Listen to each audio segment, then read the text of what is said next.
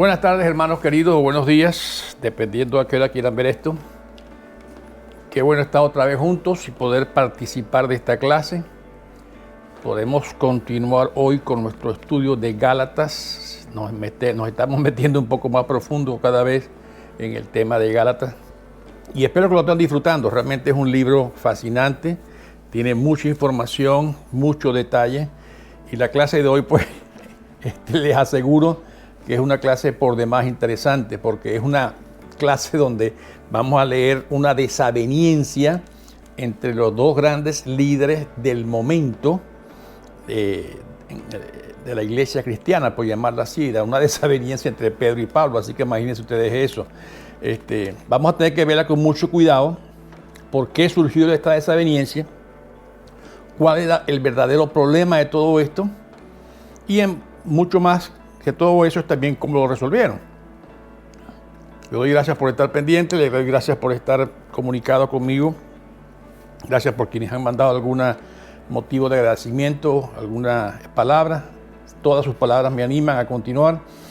Recuerden que la iglesia ya está abierta presencialmente, pueden asistir con todas las medidas del cuidado sanitario. Por ahora las clases todavía las seguiremos dando de esta manera.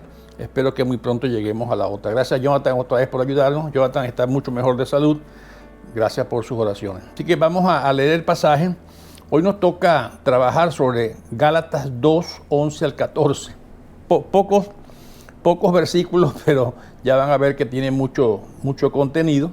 Vamos a orar para que el Señor siempre, como siempre le pedimos, nos permita acercarnos a su palabra en reverencia, en oración, pero sobre todo buscando la guía del Espíritu Santo, que es el único que puede guiarnos a la verdad como lo ha prometido el Señor. Oremos. Padre, gracias por la oportunidad de estar juntos una vez más. Gracias por este tiempo que tú nos das para permanecer en nuestras casas y aún por aquellos que están trabajando, Señor, también guárdalos en todo lo que hacen. Gracias por este estudio. Guíanos, Señor, a través de este pasaje a encontrar la verdad tuya en tu palabra para nosotros el día de hoy.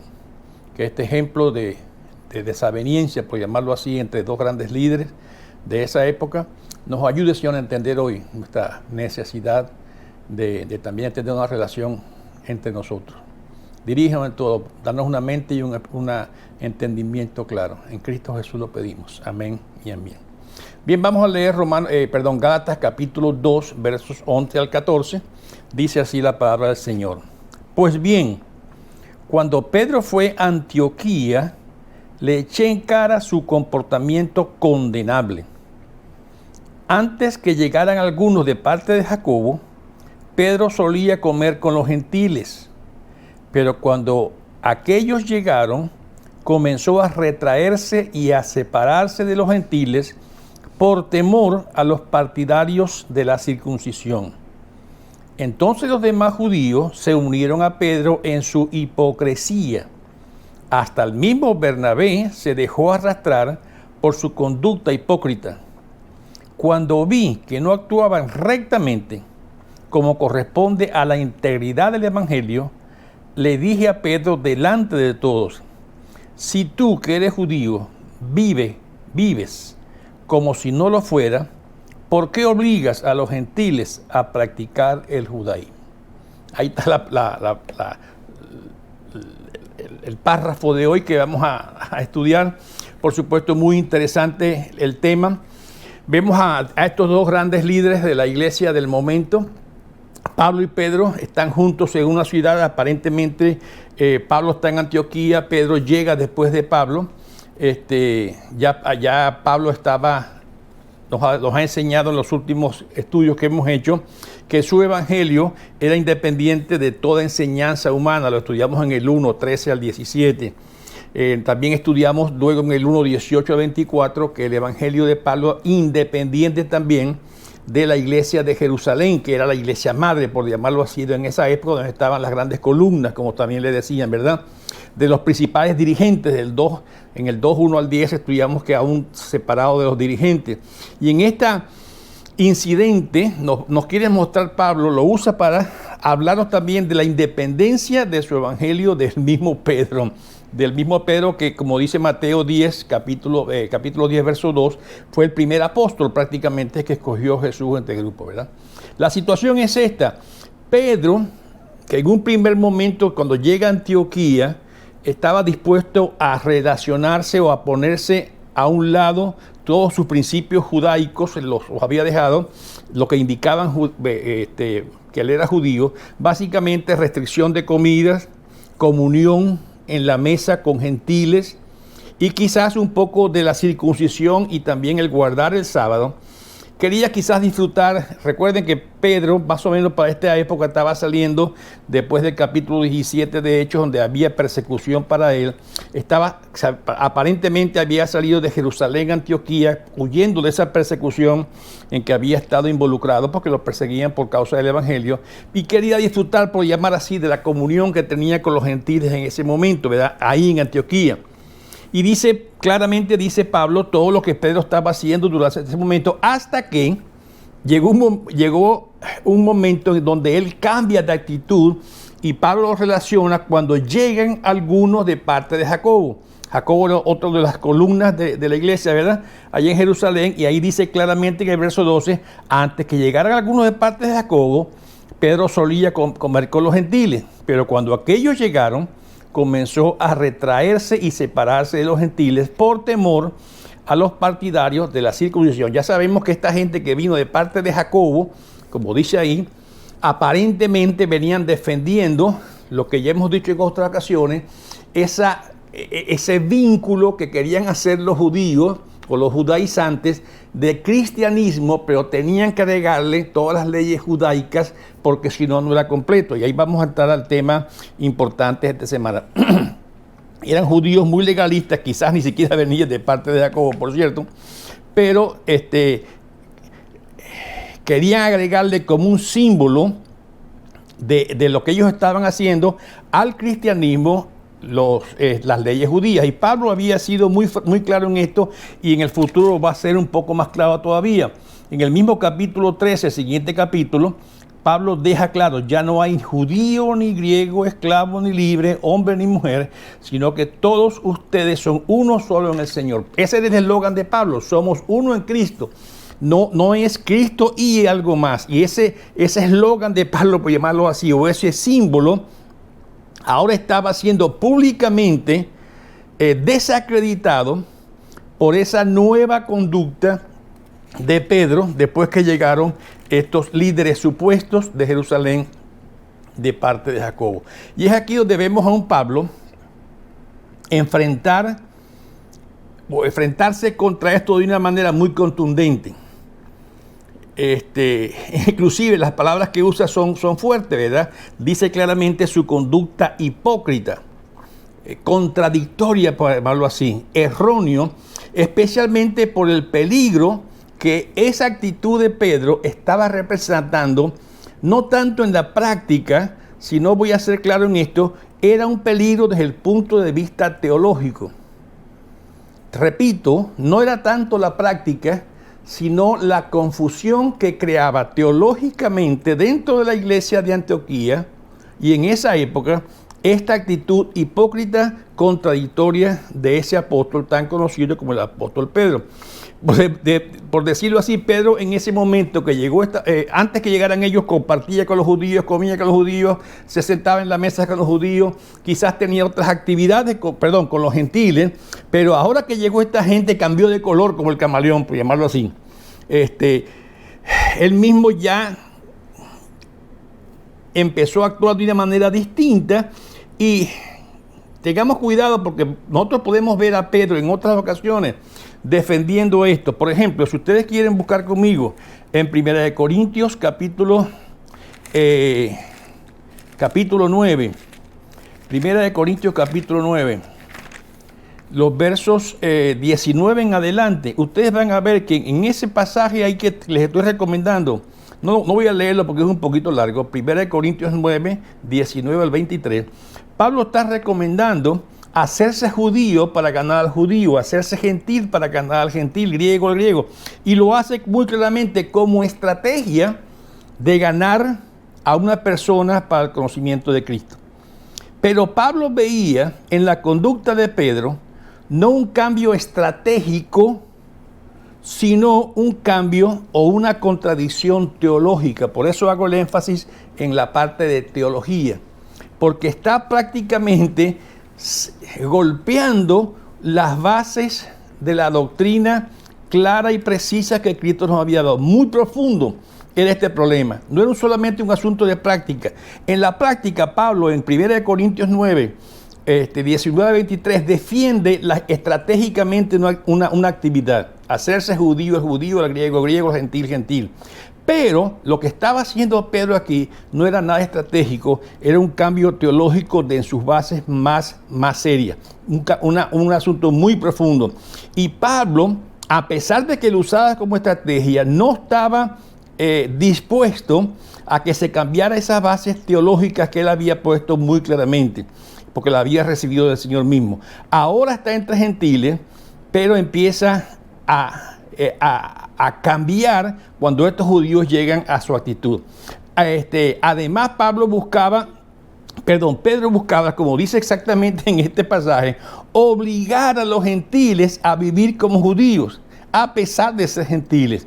Y Pablo claramente dice, es una conducta no aceptable. Aquí lo dice en los versos que estábamos leyendo, ¿verdad? Si tú, que eres judío, vives como si no lo fueras, ¿por qué obligas a los gentiles a practicar? ¿Por qué obligas a los gentiles a practicar el judaísmo? Y ahí está la clave. Recuerden, los judíos no querían perder su posición social, su posición religiosa. Ellos querían mantenerse, por eso decían Cristo. Y ahí está el problema. Cristo más. Cualquier cosa que usted vea en su iglesia, en su comunidad, en un libro, en una predicación, que le quiera agregar algo respecto a la salvación, a la persona misma de Cristo, tengan mucho cuidado. Póngale atención, porque precisamente ese es el caso que estamos estudiando en este momento. Al hacer esto, prácticamente Pablo le dice, estás mostrando otro evangelio, una mezcla de conversión a Cristo y a la vez conversión al judaísmo. Recuerden que querían los judíos eran muy nacionalistas. Por eso Pablo, actúa de una manera muy contundente y confronta aún públicamente. Y lo vamos a ver en un momento, aún públicamente confronta a Pedro con la actitud que tiene. Y lo hace muy claramente. Le eché en cara, dice el comportamiento, y a nivel público, ¿verdad? Tanto en el 11 como el 14 comienza y termina con esa misma idea.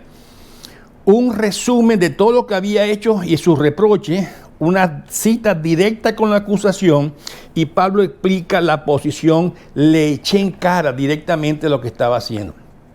No sabemos quizás por qué Pedro estaba en Antioquía. Ya dije que quizás después de ahí del capítulo 12 de Hechos 12, 17, que hablaba de la persecución, quizás Pedro se tuvo que salir de Jerusalén huyendo de esa persecución, pero se encuentra ahí, también está Pablo y está Bernabé en esa ciudad de Antioquía.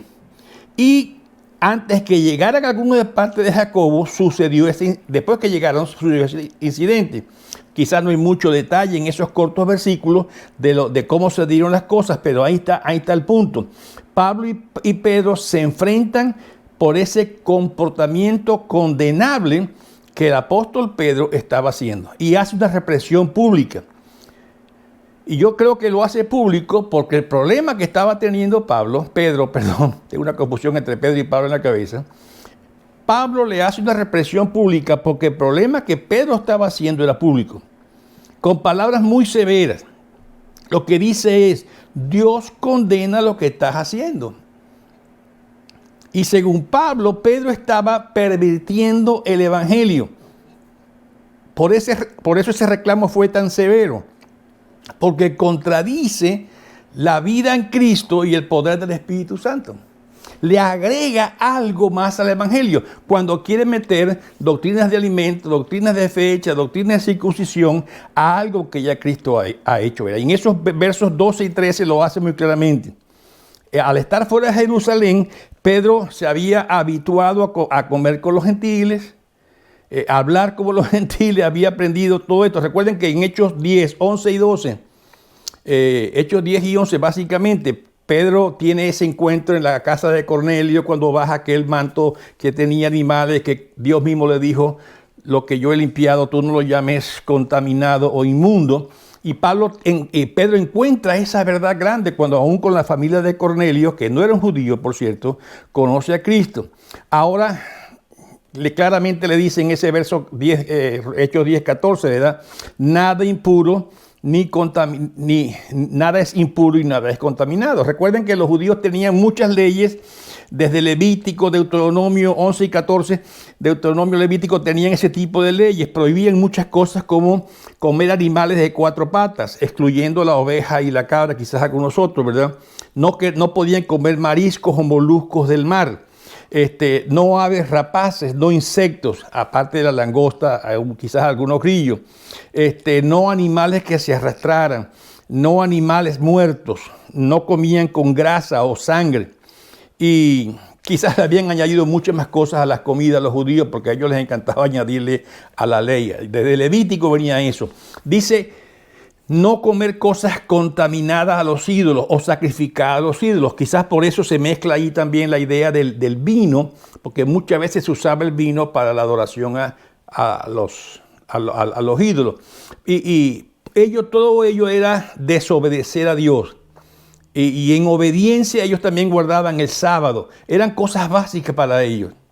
Y inclusive si llegaban a contaminarse, había una serie de sacrificios que ellos podían aplicar para salir de esa contaminación. Y había diferentes niveles de sacrificio. Pero ¿qué hizo Pedro en Antioquía? Él comía alimentos quizás no especificados. No preguntaba mucho sobre si el vino era o si la carne era sacrificada a los ídolos. Comía alimentos prohibidos quizás, que ya dijimos que el Levítico y el Deuteronomio los prohibían, ¿verdad?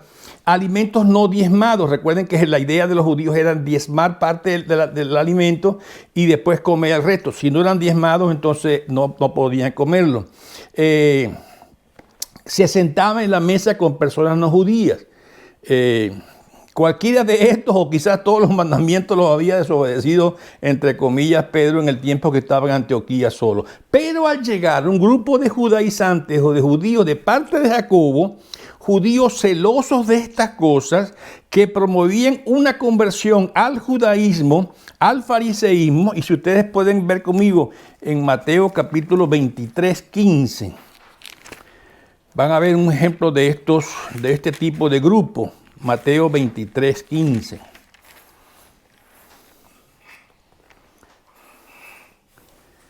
Lo leo para ustedes. Ay de ustedes, maestros de la ley y fariseos hipócritas, recorren tierra y mar para ganar un solo adepto.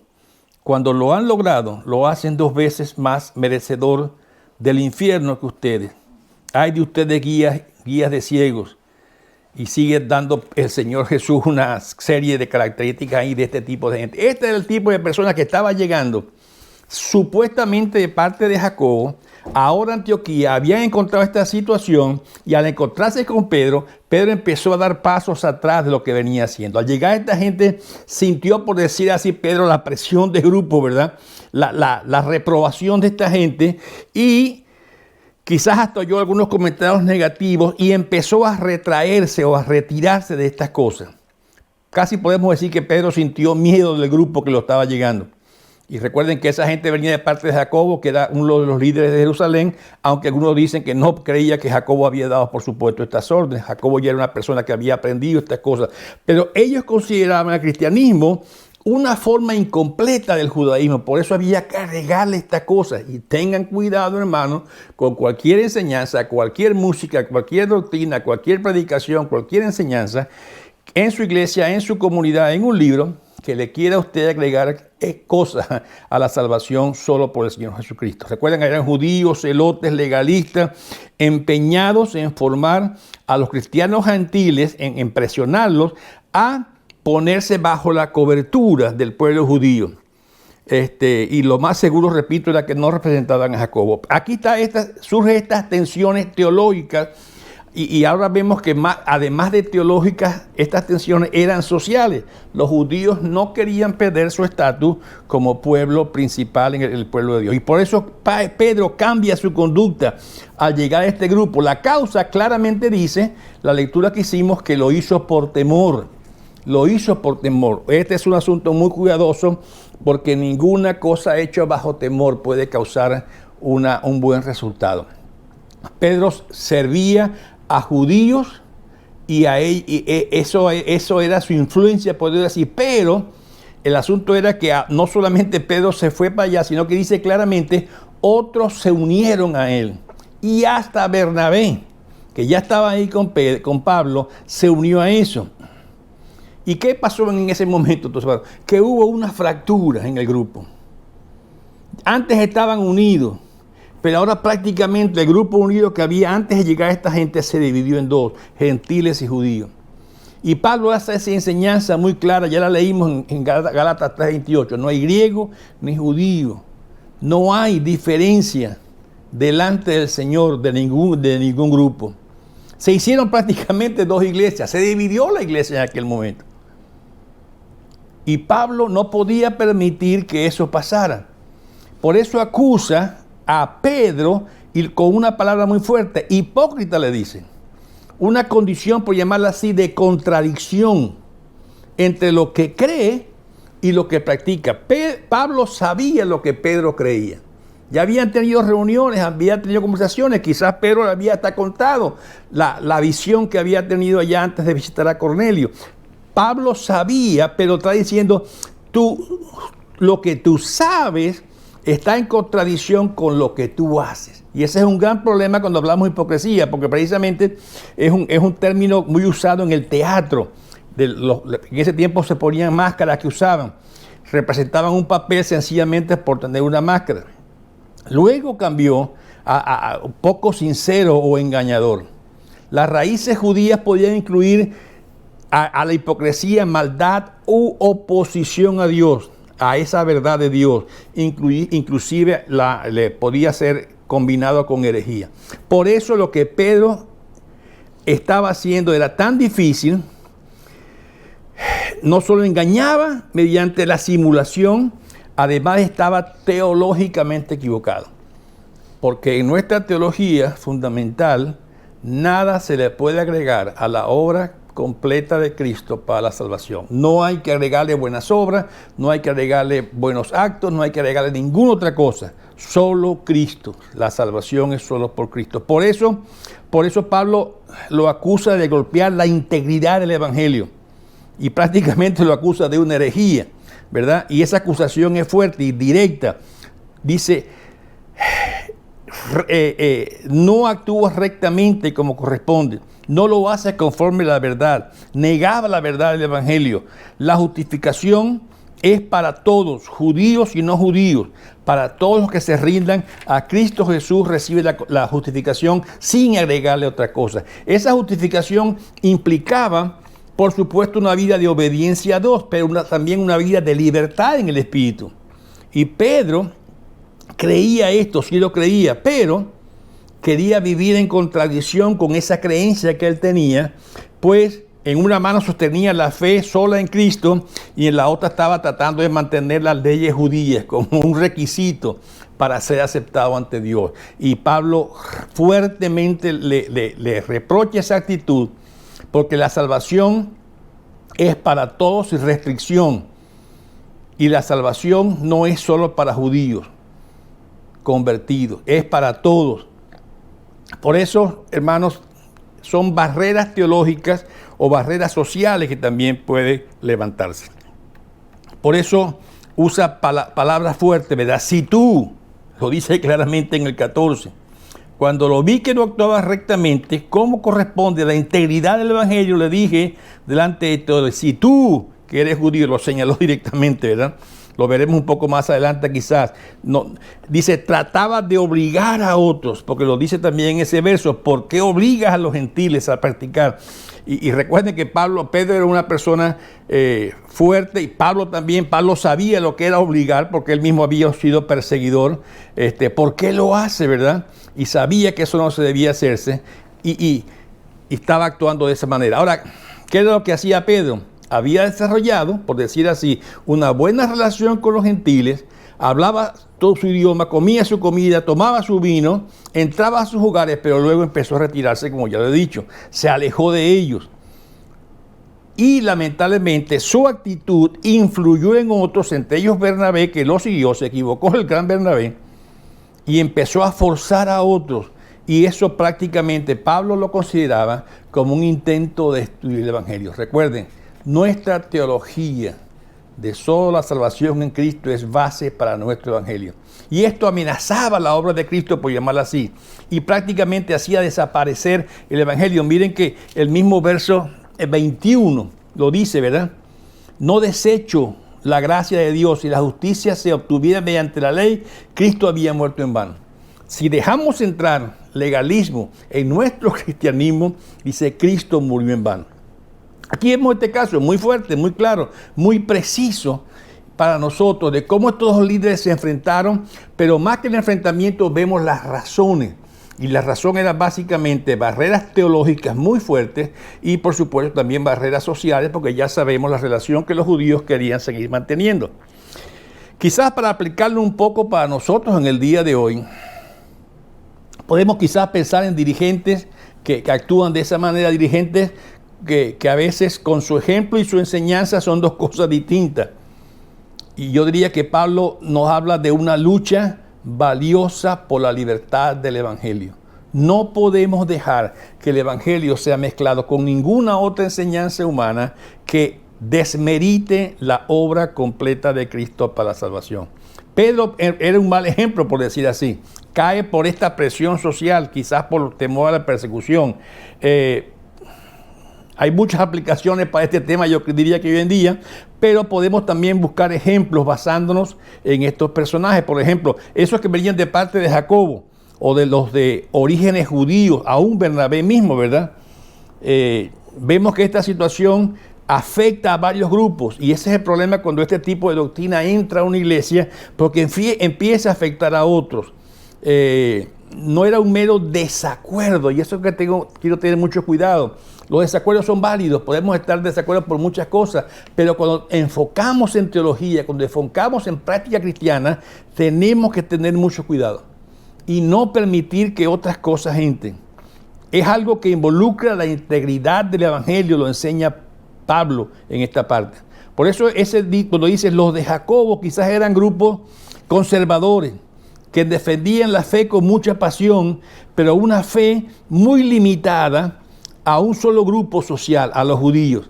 Defendían la fe, sí, pero solamente a ese grupo, ¿verdad? Discuten cosas que yo llamaría hoy en día una fe subcristiana, porque quieren basamentar su fe en actitudes que no tienen nada que ver con el cristianismo, sino con costumbres. Tengamos mucho cuidado con eso. Todos nosotros tenemos costumbres en nuestras iglesias o en nuestras casas, pero tengamos cuidado de no confundir costumbres personales a teología bíblica. No podemos confundir las dos cosas. La teología bíblica es una sola, o mi opinión. No puedo dar mi opinión como una verdad final, es la opinión del Evangelio, la opinión de la palabra, no es mi opinión lo que vale. Quiero convertir al cristianismo a una opción religiosa. Si te acercas a este patrón, si usas ropa así, si te vistes así, si haces esto y esto y esto, comes o bebes, si haces esto, entonces te acercas. Tengamos cuidado con eso. Hay otros grupos aquí que son estos judíos cristianos o estos gentiles, son como grupos que hay dentro de la iglesia, pero que funcionan. Pero estaban unidos por la fe en Cristo Jesús, pero ahora se estaban separando por algunas costumbres o actividades. Pero también está quizás un Bernabé ahí, un cristiano de origen judío, si es cierto, con dones pastorales, con dones de pacificador, pero como cualquier persona en este mundo cometió un error. Buen cristiano, pero sucumbe ante las presiones de estos grupos. Buen cristiano, pero sucumbe ante las amenazas. Y prácticamente lo que dice ahí que se dejó convencer en el 13, ¿verdad? Lo dice. Entonces los demás judíos se unieron a Pedro en su hipocresía y hasta el mismo Bernabé se dejó arrastrar por esa conducta hipócrita. Muy fuerte Pablo en esta parte. Estaba equivocado, sí es cierto, pero se dejó arrastrar y eso hubo que controlarlo, se equivocó. Pero estas conductas de Pedro y Pablo tenía toda razón en lo que estaba haciendo. Pedro, por supuesto, estaba equivocado, pero ambos creían tener razón. Eso hay que tener mucho cuidado cuando tengamos discusiones en nuestros grupos sobre algunas diferencias. Quizás todos dos creían tener razón, pero solamente la gracia de Dios es suficiente. Su palabra nos debe guardar y ayudar a decidir cuáles son las claves de estas cosas. No es mi razón la que debe ser impuesta, es que dice la palabra. Y aquí vamos a ver algunos ejemplos de esto. Tenemos un solo evangelio, el evangelio de la gracia y el evangelio de la libertad, basado en Cristo y el Espíritu Santo. Esto es fundamental para nosotros. Pero debemos vivir de una manera coherente, que nuestra conducta vaya con el evangelio. Lo hemos dicho muchas veces desde que hemos estudiado otro pasaje de Romanos y Efesios. El evangelio debe necesariamente influir en nuestra conducta diaria. Es muy importante entender por qué no es correcto lo que Pedro está haciendo. Y tengamos cuidado, Pablo no está defendiendo un punto personal. Pablo está defendiendo el evangelio. Y esto es clave cuando entremos en discusiones con otras personas. Mis puntos personales no tienen ningún peso, aunque para mí lo podrían tener, pero lo que tiene peso aquí es lo que enseña el evangelio. Pablo tampoco tenía un ánimo vengativo, no era celoso, no hacía argumentos intelectuales, hacía argumentos teológicos.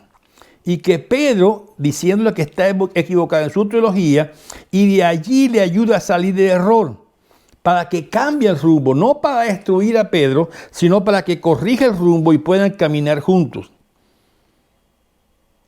Por ser judío, Pedro tenía esa costumbre, pero ahora debía aclarar muy fuertemente cuál es su teología.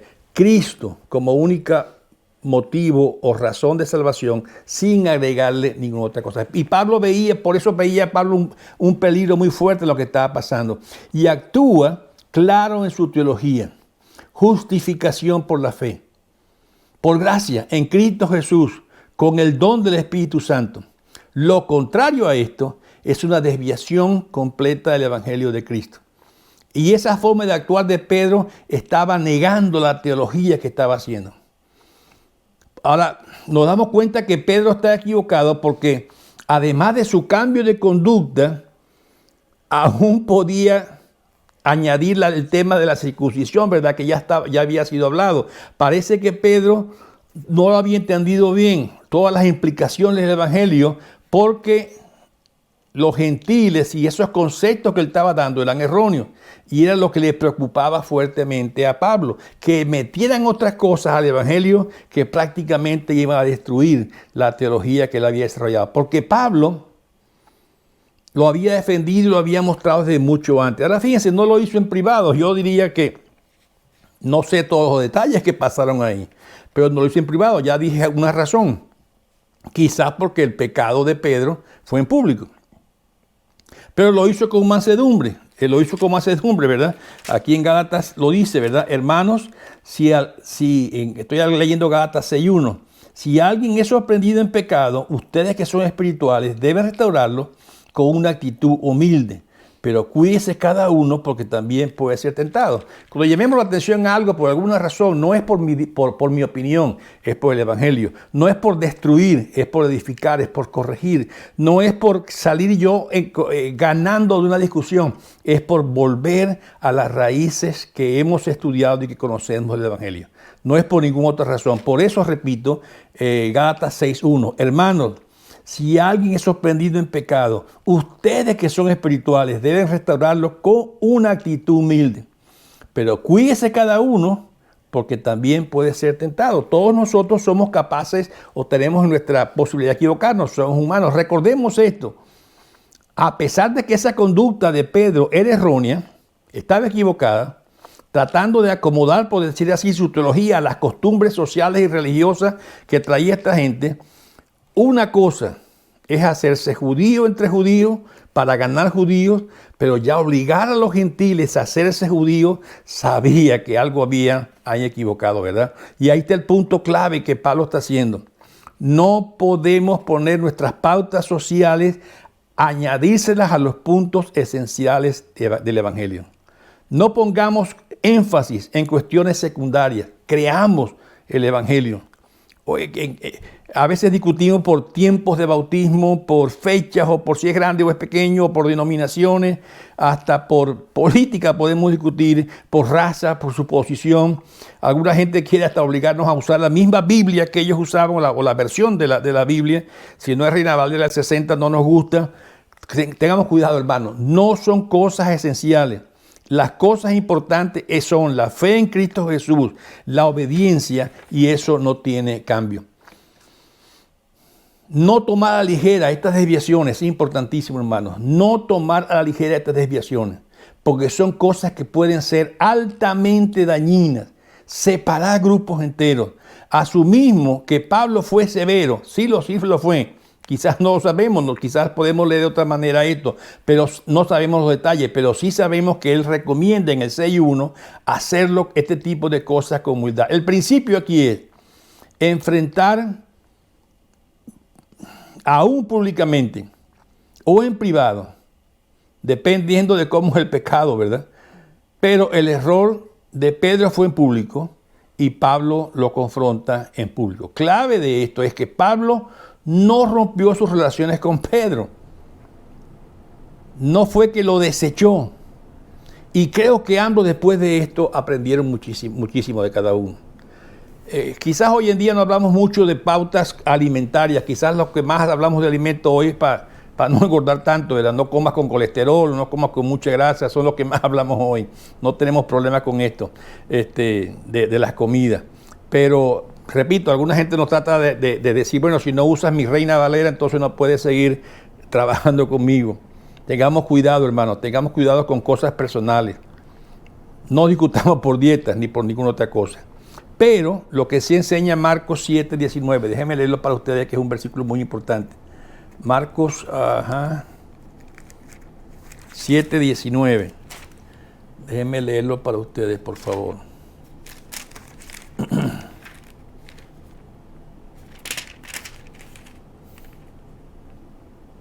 Porque no entra en su corazón, sino en su estómago. Después va a dar a la letrina. Con esto Jesús declaraba limpios todos los alimentos. Ya Jesús había enseñado eso. No es lo que entra por nuestra boca, dice en otra parte, sino lo que sale de nuestra boca, lo que enferma.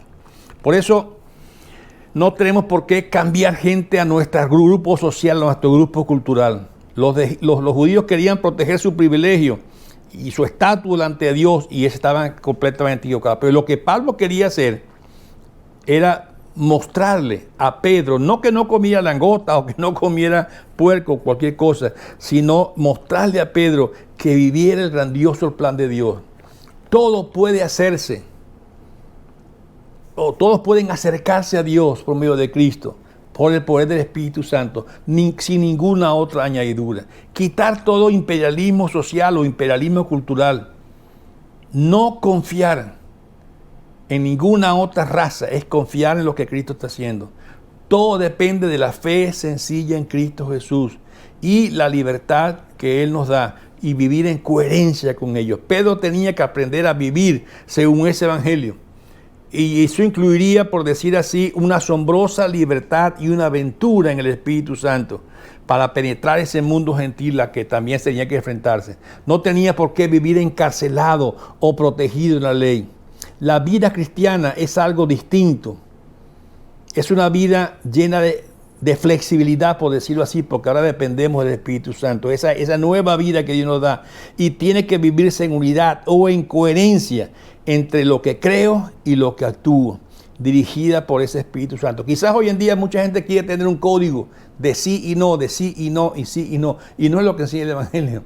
lo que enseña el Evangelio, qué te enseña el Espíritu Santo, cómo crecer en el Espíritu, porque al fin y al cabo Él es quien vive con nosotros y nos puede dirigir la verdad.